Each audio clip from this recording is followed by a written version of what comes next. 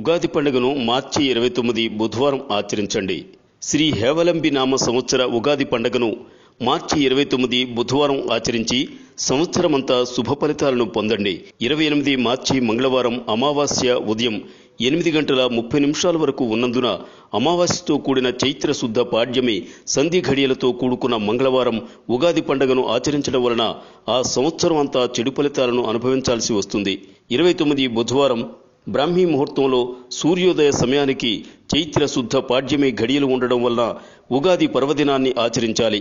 శృంగేరి పీఠం మరియు ఉత్తరాది మఠపీఠం, తిరుమల తిరుపతి దేవస్థానములు మరియు శ్రీశైల దేవస్థానం, పూర్వ సిద్ధాంత పంచాంగకర్తలు, ఉభయ తెలుగు రాష్ట్రాల్లో అనేక దేవాలయాల్లో ఇరు రాష్ట్ర ప్రభుత్వాలు దేశ క్షేమం, రాష్ట్రాల క్షేమాన్ని దృష్టిలో ఉంచుకుని సకాల వర్షాలతో పాడి పంటలతో సుభిక్షంగా ఉండాలని బ్రాహ్మీ ముహూర్తం, సూర్యోదయ, అరుణోదయ ముహూర్తంలోని పాడ్యమిని గుర్తించి ఉగాది పండుగను పంచాంగ శ్రవణాన్ని 29 బుధవారం ఉగాది పండుగను ఆచరించడం లోకక్షేమానికి మంచిది.